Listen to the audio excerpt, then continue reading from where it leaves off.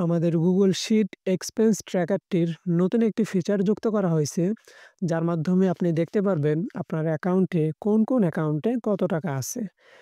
তো এখানে অ্যাকাউন্টের জায়গায় আপনার যতগুলো অ্যাকাউন্ট আছে এখানে বসায় দিতে হবে।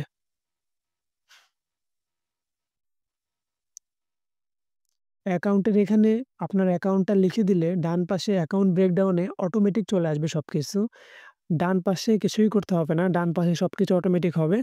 শুধু আমাদের বাম পাশে এখানে ইনকামের খাত, এক্সপেন্সের খাত এবং কোন অ্যাকাউন্টের মাধ্যমে আপনার এটা লেনদেন হয়, অ্যাকাউন্টটা লিখে দিতে হবে। এটা লিখলে ট্রান্সেকশনে আসার পরে যখন আমরা এন্ট্রি করব, অ্যামাউন্টের পাশে অ্যাকাউন্ট একটা অপশন আছে। এখানে কিন্তু সবগুলা অ্যাকাউন্ট চলে আসবে। তো এখানে যদি আমরা আবার নতুন কোনো অ্যাকাউন্ট যোগ করি তাহলে কিন্তু ওখানে চলে যাবে। যেমন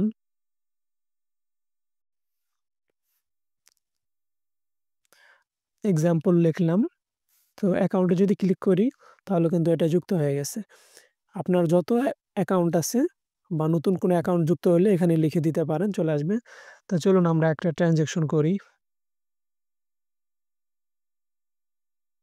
আর অ্যামাউন্ট দেওয়ার পরে ব্যাকগ্রাউন্ডে রেড কালার হয়ে গেছে অ্যামাউন্টের। এটার কারণ হলো কখনো যদি ভুল হয় যে অ্যামাউন্ট দিয়ে একজন চলে গেছে, কোন অ্যাকাউন্টের মাধ্যমে এই অ্যামাউন্টটা ইনকাম হইছে অথবা এক্সপেন্স হইছে এটা বসায় নাই।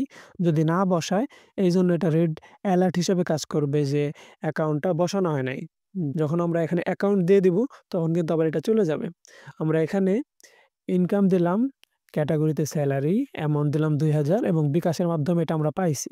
তো আবার যদি সেটআপ ট্যাবে যাই, তাহলে এখানে আমরা কারেন্ট ব্যালেন্স দেখতে পারবো ৳২,০০০ এবং অ্যাকাউন্ট ব্রেকডাউনে আমাদের বিকাশে ৳২,০০০ আসছে। আমরা আরেকটা ট্রান্সেকশন করি।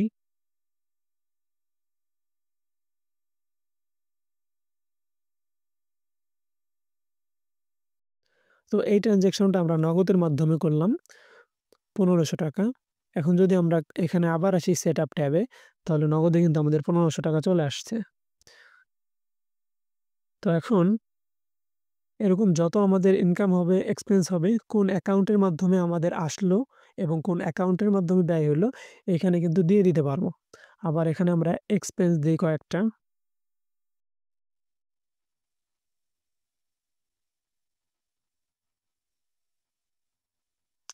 তাহলে ৳৫০০ আমরা এক্সপেন্স করব নগদের মাধ্যমে। আমাদের নগদে ৳১৫০০ আছে, নগদের মাধ্যমে এক্সপেন্স করব।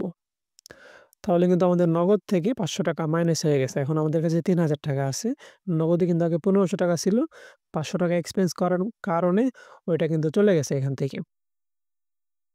তবে আপনার যদি কখনো এরকম হয় যে আপনার নগদে ৳১,০০০ আছে এখন, নগদে ৳১,০০০ আছে এটা আপনি ক্যাশ আউট করে আপনার নিজের কাছে রাখতে চাইতেছেন, সেই ক্ষেত্রে আপনি এখানে এক্সপেন্স করে রাখতে পারেন এইভাবে। একটা ডেট দিলেন, এক্সপেন্স করলেন। এটা করার জন্য একটা অ্যাকাউন্ট থেকে অন্য আরেকটা অ্যাকাউন্টে নেওয়ার জন্য যদি হয়, তাহলে ক্যাটেগরিটা ফাঁকা রাখতে হবে। ক্যাটেগরিতে কিছু দেওয়া যাবে না। এখন আমরা নগদ থেকে ৳১,০০০ বের করব।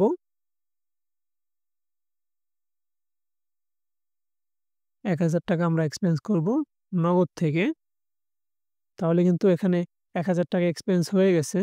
তো আমরা হ্যান্ড ক্যাশে নিতে চাই। আমরা কি হ্যান্ড ক্যাশ লিখছিলাম? হ্যাঁ, ক্যাশ লেখা আছে।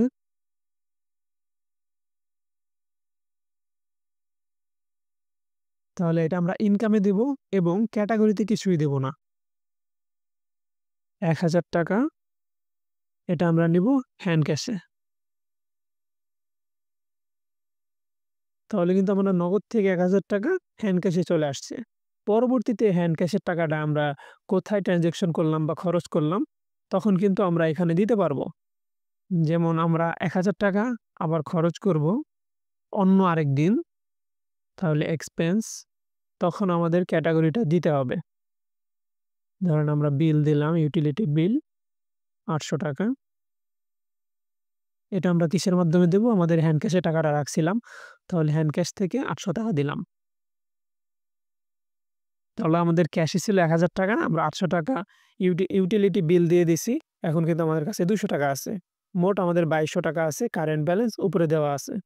তো এইভাবে কিন্তু এই ফিচারটা আপনি ব্যবহার করতে পারেন। তো আমাদের থেকে এই ফাইলটা আগে যারা নিছে, তাদের সবাইকে আমরা এই নতুন আপডেটেড ফাইলটা পাঠায় দেব।